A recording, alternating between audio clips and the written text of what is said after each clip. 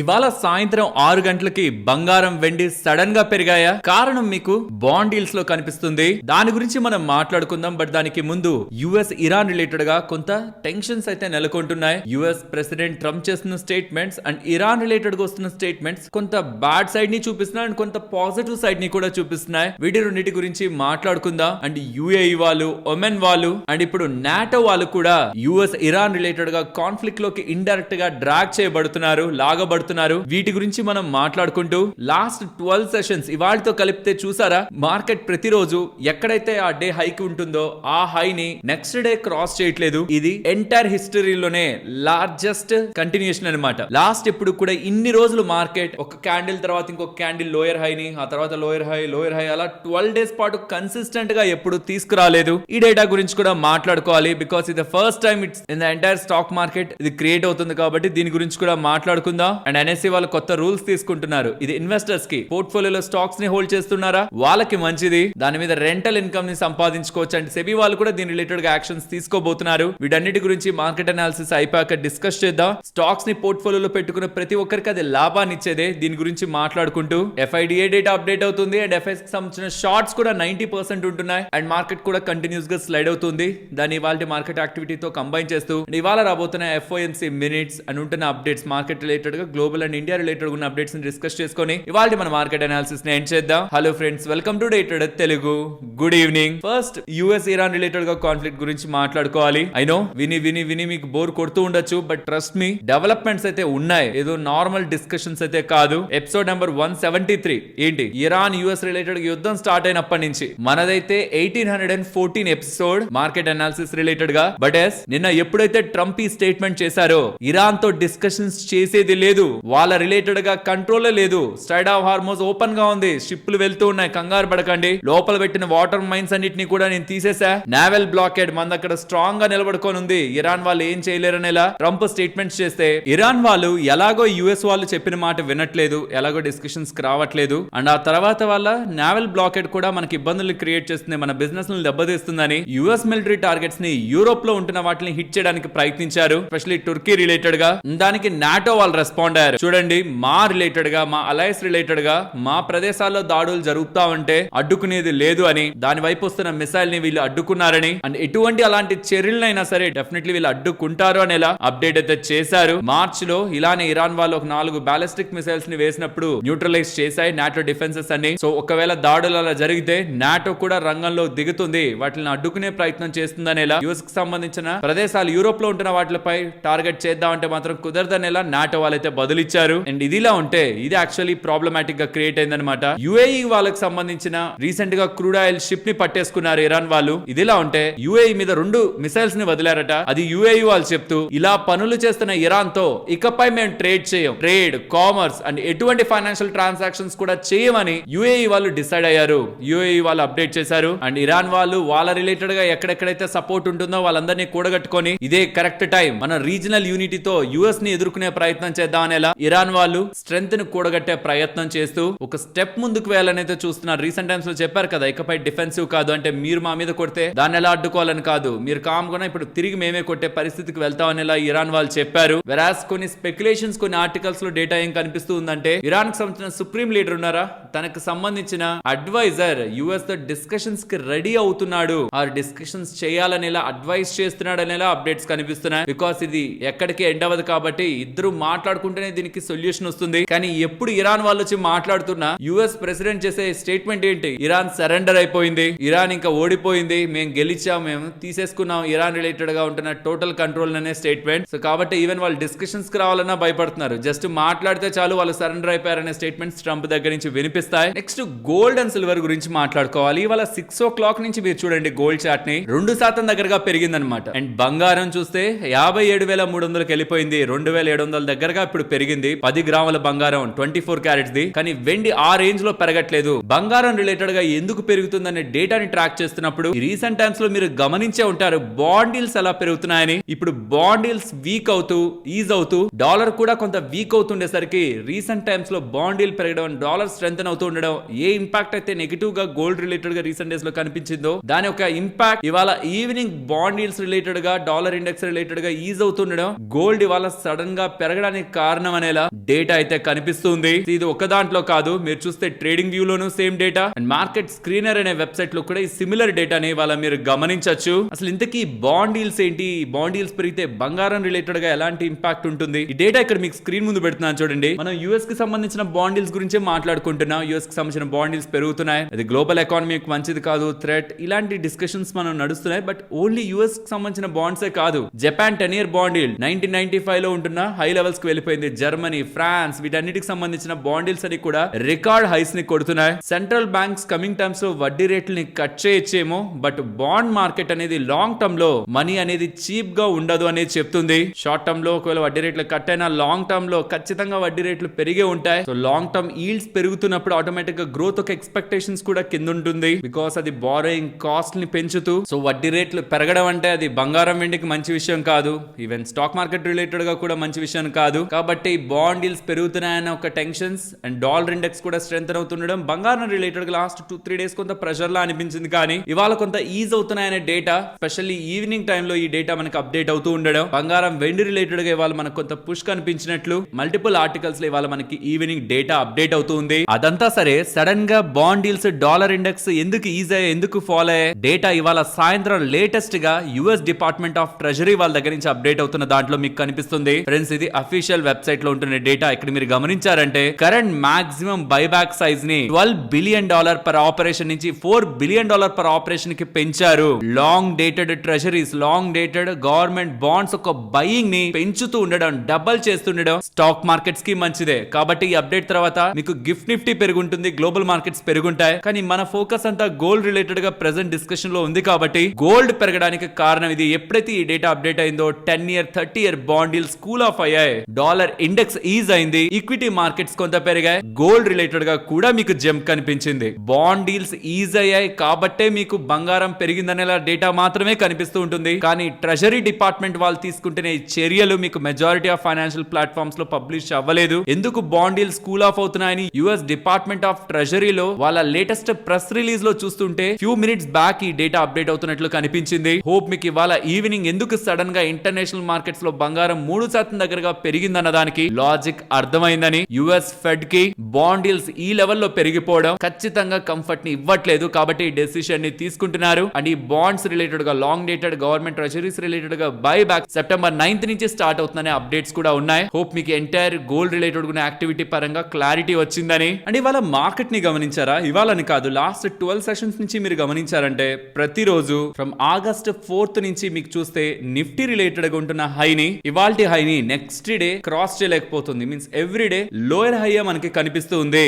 అది last 12 sessions నుంచి continue అవుతుంది. And just for the information చెప్తున్నాను, ఇది ఆగస్ట్ 4th నుంచి స్టార్ట్ అయింది. అండ్ ఇప్పటి వరకు 12 సెషన్స్ పాటు కంటిన్యూస్ గా market lower highs, lower lows ని ఫార్మ్ చేసుకుంటూ వస్తుంది కదా. అలా గతంలో ఎప్పుడూ జరగలేదన్నమాట. గతంలో ఉన్న పీకే 9 sessions, longest streak in the history ఇది నిఫ్టీ రిలేటెడ్ గా. అండ్ 24,300 మార్కెట్ రిలేటెడ్ గా చాలా టైం పాటు సపోర్ట్ చేస్తూ వచ్చింది. కానీ దాని కిందకు వస్తూ ఉండడం, మళ్ళీ గతంలో 23,700 నుంచి 24,300 ఇన్ బిట్వీన్ తిరుగుతూ వచ్చింది కదా. ఈ 600 పాయింట్లు ప్రాబ్లీ ఆ జోన్ లకు మళ్ళీ నిఫ్టీ పడుతున్నట్టు. అండ్ ఇరాన్ యుఎస్ఏ రిలేటెడ్ గా ఎటువంటి పాజిటివ్ డెవలప్మెంట్ అయినా మార్కెట్ కి సర్ప్రైజ్ అవుతుంది. అండ్ బ్రెంట్ క్రూడ్ 91 అబోవ్ దగ్గరగా $91.44 పర్ బారెల్ దగ్గరగా ప్రెసెంట్ ట్రేడ్ అవుతుంది. ఇవాళ ఎఫ్ఐఎస్ 408 crore దగ్గరగా బై చేస్తుంటే డిఐఎస్ 3,973 crore దగ్గరగా బై చేస్తున్నారు. అండ్ ఎఫ్ఐఎస్ కి సంబంధించిన షార్ట్స్ మార్కెట్ లో ప్రెసెంట్ 90% దగ్గరగా ఉన్నాయి. అండ్ ఇవాళ యుఎస్ కి సంబంధించిన ఎఫ్ఓఎంసీ మినిట్స్, అంటే గతంలో జరిగిన ఎఫ్ఓఎంసీ మీటింగ్ ఉంటుందా, ఫెడ్ వాళ్ళ మీటింగ్ ఉంటుందా, దాంట్లో మెంబర్స్ ఏం మాట్లాడుకున్నారన్న డేటా ఇవాళ నైట్ మనకి అప్డేట్ అవుతుంది. దాంట్లో ఏదైనా ఇంట్రెస్టింగ్ థింగ్స్ ఇన్ఫ్లేషన్ రిలేటెడ్ గా, గ్రోత్ ఫోర్కాస్ట్ రిలేటెడ్ గా, వడ్డీ రేట్లు, ఇంట్రెస్ట్ రేట్స్ డెసిషన్ రిలేటెడ్ గా ఏదైనా ఉంటూ ఉంటే విత్ రెస్పెక్ట్ టు ఇన్ఫ్లేషన్, ఆ డేటా కూడా యుఎస్ మార్కెట్స్ ఇన్ఫ్లుయెన్స్ చేసే అవకాశం ఉంది. ఇలా మార్కెట్ రిలేటెడ్ గా ఉంటున్న ఇంపార్టెంట్ ఇన్ఫర్మేషన్ మొత్తం సింప్లిఫై చేస్తూ ఇలా వీడియో మీ ముందుకు తీసుకురావడానికి మేము ఎఫర్ట్స్ పెట్టామని మీరు అనుకుంటే మన వీడియోని ఒక లైక్ చేస్తూ పెడుతున్న ఎఫర్ట్స్ ని ఎంకరేజ్ చేయండి. ఫస్ట్ జాగిల్ గురించి మాట్లాడుకోవాలి. నిన్న మార్కెట్ క్లోజ్ అయిన తర్వాత జాగిల్ రిలేటెడ్ గా బల్క్ అండ్ బ్లాక్ డీల్స్ లో కేడియా సెక్యూరిటీస్ పేరు కనిపించింది. విజయ్ కేడియా గారు రన్ చేస్తున్న ఇన్వెస్ట్మెంట్ ఫర్మ్ పేరు కనిపిస్తూ ఉండడం, అండ్ తను 20 లక్షల దగ్గరగా షేర్ల్ని $164.72 లెక్కన బల్క్ డీల్ లో పర్చేస్ చేస్తూ ఉండడం, సుమారుగా 33 కోట్లు పెట్టారు. 33 కోట్లు పెట్టి కంపెనీ రిలేటెడ్ గా ఇన్వెస్ట్మెంట్ చేస్తూ ఉండడం, రీసెంట్ టైమ్స్ లో ఆఫ్టర్ నెంబర్ స్టాక్ 20% పడ్డం మనం చూసాం. Because of acquisition and margin pressures bottom line లో ఇంపాక్ట్ క్లియర్ గా కనిపించింది. బట్ దెన్ ఈ ఫాల్ ని కేడియా సెక్యూరిటీస్ విజయ్ కేడియా గారు right after the fall investment చేస్తుండడం, పెద్ద ఇన్వెస్టర్ కొంటున్నాడంటే తను అన్ని స్టడీ చేసే కదా కొనుంటాడు, మనం కూడా కొందామని మార్కెట్ లో ఒక పాజిటివ్ సెంటిమెంట్ బిల్డ్ అయ్యి స్టాక్ అయితే ఇవాళ పెరిగింది. జాగిల్ రిలేటెడ్ గా ఐపీఓ ప్రైస్ 124, లిస్ట్ అయింది కూడా అక్కడే, కానీ రికార్డ్ హై వెళ్ళింది 597. సుమారుగా 15 నెలలు పట్టింది ఆ దూరం వెళ్ళడానికి. అక్కడి నుంచి ఇప్పుడు 185 దగ్గరగా ఉంది. రీసెంట్ టైమ్స్ లో ఎవరైనా ఇది హోల్డ్ చేస్తున్నారా మన వాళ్ళు చెప్పండి. దీని రిలేటెడ్ వచ్చే అప్డేట్స్ ని టైం టు టైం షేర్ చేస్తూ వస్తానని చెప్పినప్పుడు మన వాళ్ళు చాలా మంది హోల్డ్ చేస్తున్నాం అని ఇలానే అప్డేట్స్ చేశారు. సో కాబట్టి దీని రిలేటెడ్ గా ఫర్దర్ గా ఎటువంటి ఇంపార్టెంట్ డేటా వస్తున్నా మస్ట్ గా కవర్ చేస్తాను. బట్ గుర్తుంచుకోవాలి, విజయ్ కేడియా గారి టోటల్ నెట్వర్త్ 1368 కోట్లు, అందులో 33 కోట్లు పెట్టి ఈ కంపెనీలో పెట్టుబడి చేసినట్లు. కానీ తను ఎక్కువగా డబ్బులు పెట్టిన కంపెనీస్ ఏంటనేది కూడా ఇక్కడ మీకు స్క్రీన్ ముందు ఉంచుతున్నాను. 300 కోట్లు న్యూలాండ్ లో, న్యూలాండ్ ల్యాబ్స్ లో, 283 కోట్లు అతుల్ ఆటోలో, అండ్ తర్వాత ఏ కంపెనీస్ లో పెట్టారనేది ఇక్కడ మీకు స్క్రీన్ మీద ఉంటుంది. సో ఆల్మోస్ట్ 570 వరకు వెళ్ళిన కంపెనీ 164 రూపీస్ ఆర్ 165 రూపీస్ దగ్గరగా తను కొన్నారు. అంటే పీక్ నుంచి సుమారుగా 71% పడిన తర్వాత, స్పెషల్లీ రీసెంట్ నెంబర్స్ తర్వాత బాగా కరెక్ట్ అయిన తర్వాత కొంత మొత్తంలో విజయ్ కేడియా గారు కొంటుండడం స్టాక్ ని ఇవాళ ఇంపాక్ట్ చేసింది. ఇవాళ కేన్స్ టెక్నాలజీని గమనించారా, పెరిగింది. దీని రిలేటెడ్ గా ఉంటున్న అప్డేట్స్ ని ట్రాక్ చేస్తున్నప్పుడు ఈ ఇంపార్టెంట్ డేటా కనిపించింది. మన ఇండియాలో సెమికాన్ ఇండియా 2026 ని సెప్టెంబర్ 17th నుంచి 19th వరకు న్యూఢిల్లీలో కండక్ట్ చేయబోతున్నారని, దీని ఒక థీమ్ సిలికాన్ టు సిస్టమ్స్ అనే దాంట్లో భాగంగా semiconductor mission, India semiconductor mission, ISM వాళ్ళు, ministry of electronics and IT వాళ్ళు అండ్ ఇండస్ట్రీ బాడీ ఎస్సీఎంఐ వాళ్ళు వీళ్ళు కలిసి దీన్ని ఆర్గనైజ్ చేస్తున్నారని, పిఎం నరేంద్ర మోడీ గారు దీన్ని ఇనాగ్రేట్ చేస్తారని, several global semiconductor companies ఒక సీఈఓస్ ఇక్కడికి రాబోతున్నారని, like from Japan, South Korea, Taiwan, Singapore, Germany, Netherlands and US కు సంబంధించిన వేరియస్ డెలిగేట్స్ ఇక్కడికి వస్తారని, more than 500 exhibitors, over 290 international companies, 150 పైగా స్పీకర్స్, చాలా కంట్రీస్ దీంట్లో ఇన్వాల్వ్ అవుతాయని సెమీ కండక్టర్స్ రిలేటెడ్ గా ఇంట్రెస్టింగ్ అప్డేట్స్ కనిపిస్తుంది. నెక్స్ట్ రైల్టెల్ గురించి మాట్లాడుకోవాలి. వీళ్ళకి ఈపీఎఫ్ఓ వాళ్ళ దగ్గర నుంచి 166 crores విలువ చేసే ఆర్డర్ లభించిందని, ఎంప్లాయీస్ ప్రావిడెంట్ ఫండ్ ఆర్గనైజేషన్ వాళ్ళు ఉన్నారా వాళ్ళ దగ్గర నుంచి ఆర్డర్ లభించినట్టు, గతంలో వాళ్ళు ఇచ్చిన సర్వీసెస్ కి 1 year ఎక్స్టెన్షన్ గా వీళ్ళకి ఆర్డర్ లభించిందని, దీని విలువ 166 crore 80 lakhs అనేలా అప్డేట్స్ చేస్తున్నారు.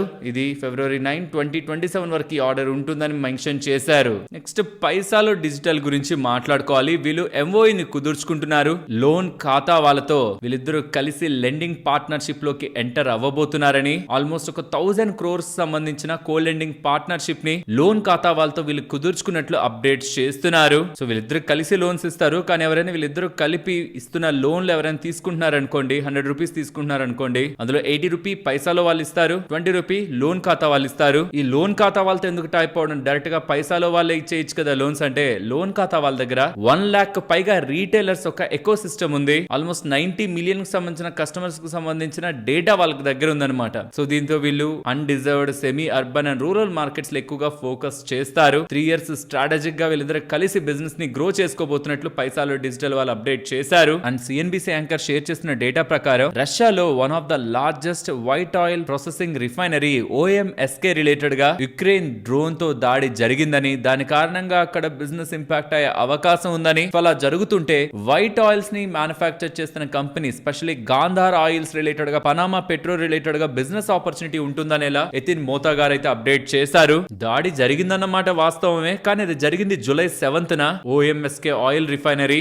రీసెంట్ గా వచ్చిన డెవలప్మెంట్ అయితే కాదు. సో కాబట్టి ఏదైతే అప్డేట్స్ మీకు ఇవాళ కనిపిస్తూ ఉంటాయో అది ఇవాళ వచ్చిందని మాత్రం అనుకోకండి. Next ఎస్ఎల్బిఎం stock lending and borrowing mechanism related గా కమింగ్ టైమ్స్ లో సెబీ వాళ్ళు డీప్ చేంజెస్ అయితే చేయబోతున్నారు. కన్సల్టేషన్ పేపర్ దీని రిలేటెడ్ గా రాబోతుందని, క్యాష్ సిస్టమ్ కరెంట్ ఇప్పుడు లాస్ట్ 15 minutes లో మార్కెట్ లో ఈ సిస్టమ్ రన్ అవుతుంది. ఎక్స్పైరీ డేస్ లో మోర్ వాలటిలిటీని క్రియేట్ చేస్తుంది కదా. ఈ సిస్టమ్ రిలేటెడ్ గా ఎస్ఎల్బిఎం stock lending and borrowing mechanism, so that stocks లేని వాళ్ళు కూడా అప్పు తెచ్చుకొని దాన్ని షార్ట్ సెల్ చేయొచ్చు. ఇన్వెస్టర్స్ కి లాభం, వాళ్ళకి రెంటల్ ఇన్కమ్ వస్తూ ఉంటుంది. సో జస్ట్ అలా పోర్ట్ఫోలియోలో వదిలేసే బదులు రెంట్ కిచ్చి కూడా డబ్బులు సంపాదించవచ్చు అనమాట. దీని మీద ఆల్రెడీ వీడియో చేశాను. ఈ వీడియోస్ ఇక్కడ డిస్క్రిప్షన్ కామెంట్ సెక్షన్ లో ఇస్తాను, మీరు గమనించండి. ఈ సిస్టమ్ కమింగ్ టైమ్స్ లో ఇంకాస్త స్ట్రెంథన్ అయితే అవ్వబోతుంది. జస్ట్ ఆప్షన్ ట్రేడర్స్ ని ఉద్దేశించి క్యాష్ ని మేము వెనక్కి తీయలేమని, ఆప్షన్ ట్రేడర్స్ ని మైండ్ లో పెట్టుకోమని, మేము డెసిషన్స్ ని తీసుకోమని, ఇంటర్నేషనల్ ప్లేయర్స్ నుంచి క్యాష్ సిస్టమ్ ని మేము ఇంప్లిమెంట్ చేసినందుకు కంగ్రాచులేషన్ లెటర్స్ కూడా మాకు వస్తున్నాయని సెబీ చైర్మన్ గారు స్టేట్మెంట్స్ చేశారు. అండ్ ఈవెన్ ఎన్ఎస్సి వాళ్ళు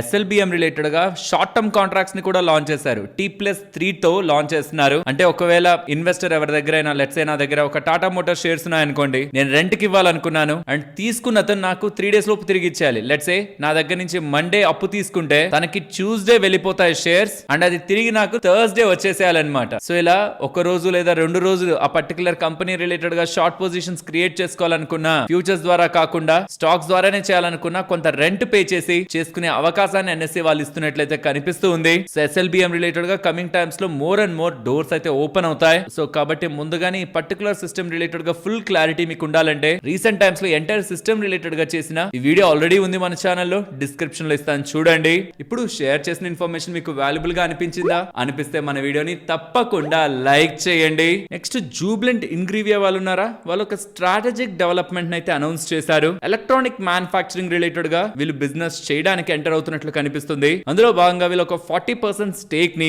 ZETA1 టెక్నాలజీ రిలేటెడ్ గా ఎక్వైర్ చేస్తున్నారు 189 crore పెట్టి. సో సెమీ కండక్టర్స్ రిలేటెడ్ గా ఎలక్ట్రానిక్ మ్యానుఫాక్చరింగ్ రిలేటెడ్ గా యూజ్ చేస్తున్న కెమికల్స్ వైపు జూబ్లెంట్ ఇంగ్రీవియా వాళ్ళు ప్రయత్నిస్తున్నట్లయితే కనిపిస్తుంది. సో ఫ్రమ్ ద స్టార్టింగ్ పెరిడిన్ నుంచి ఇప్పుడు PCBs వరకు కెమికల్స్ డైవర్సిఫికేషన్ అయితే స్ట్రాంగ్ గా అటైన్ అవుతూ ఉంది. నెక్స్ట్ సమ్మాన్ క్యాపిటల్ గురించి మాట్లాడుకోవాలి. వాళ్ళు ఒక ఇంట్రెస్టింగ్ క్లారిఫికేషన్ ని ఎక్స్చేంజెస్ కి రిలీజ్ చేస్తున్నారు. దట్ ఎన్ఫోర్స్మెంట్ డైరెక్టరేట్ రిలేటెడ్ గా FIR కి సమ్మాన్ క్యాపిటల్ కి ఎటువంటి లింక్ లేదని, ఇన్వెస్టిగేషన్స్ కి సమ్మాన్ క్యాపిటల్ కి లింక్ లేదని, ఈవెన్ ఆ FIR లో కూడా సమ్మాన్ క్యాపిటల్ ని ఓ విక్టిమ్ గానే పెట్టారని, ఎంటైర్ ఎలిగేషన్స్ అన్ని కూడా గతంలో ఉంటున్న సమ్మాన్ క్యాపిటల్ ఒక ప్రమోటర్స్ రిలేటెడ్ గా రొటేట్ అవుతున్నట్టు గుర్తుంటే గతంలో ఇండియాబుల్స్ హౌసింగ్ ఫైనాన్స్ రిలేటెడ్ గా చైర్పర్సన్ అయిన సమీర్ అంత ఎంటిటీస్ రిలేటెడ్ గా ఫైనాన్షియల్ ఇర్రెగ్యులారిటీస్ రిలేటెడ్ గా ఆరోపణలు ఇన్వెస్టిగేషన్స్ అయితే నడుస్తూ ఉన్నాయి. దాని రిలేటెడ్ గా ఇష్యూ కానీ సమ్మాన్ క్యాపిటల్ ప్రెసెంట్ ఉన్న సమ్మాన్ క్యాపిటల్ అంతకు ముందు దాని పేరు మార్చారనమాట. గతంలో ఇండియాబుల్స్ హౌసింగ్ ఫైనాన్స్ గా ఉండేది, తర్వాత సమ్మాన్ క్యాపిటల్ గా మారింది.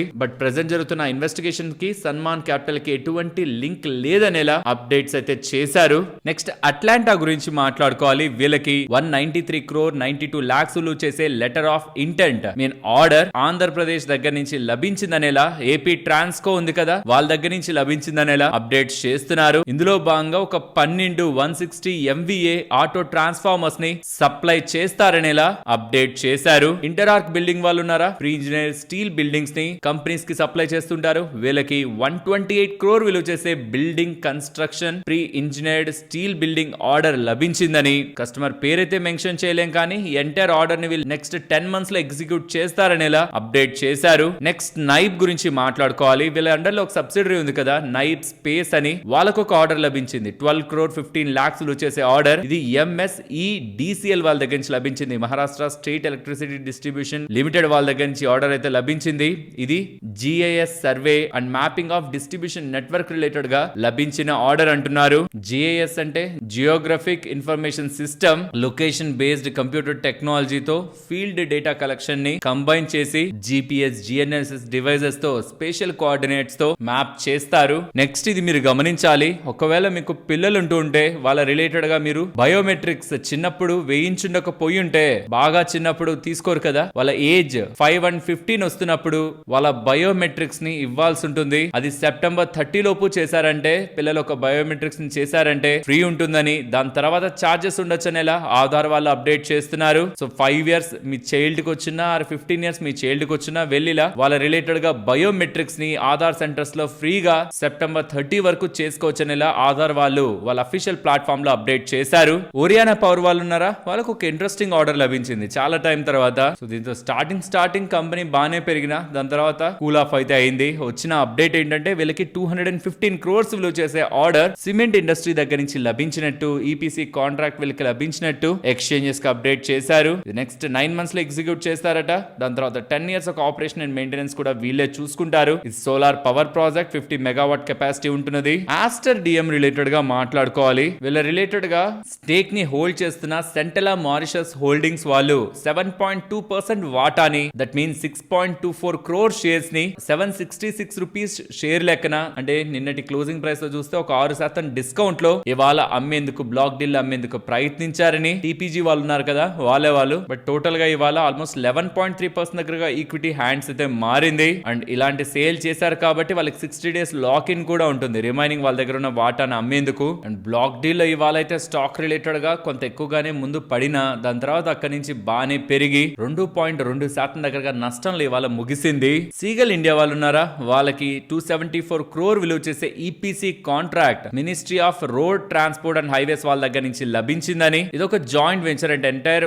వాటా వీళ్ళకే వెళ్ళదు, 70% వీళ్ళకి, ఇంకొక 30% రాజేందర్ ఇన్ఫ్రాస్ట్రక్చర్ అనే కంపెనీకి వెళ్తుంది. ఇది అరుణాచల్ ప్రదేశ్ లో ఎగ్జిక్యూట్ చేయబోతున్న ఆర్డర్. నెక్స్ట్ 48 months లో దీన్ని ఎగ్జిక్యూట్ చేస్తారని ఇలా సీగల్ వాళ్ళు చెప్తున్నారు. అండ్ ఇవాళ కేంద్ర కేబినెట్ 4 రైల్ ప్రాజెక్ట్స్ ని 9,500 కోట్లు చేసే 4 రైల్ ప్రాజెక్ట్స్ ని అప్రూవ్ చేయడం అయితే జరిగింది. అండ్ ఆల్సో హైవే ప్రాజెక్ట్స్ కూడా 3,591 crores విలువ చేసేవి బీహార్ లో అప్రూవ్ అయితే అయ్యాయి. దీని రిలేటెడ్ గా నెక్స్ట్ ఆర్డర్స్ కంపెనీస్ కి వెళ్తాయి.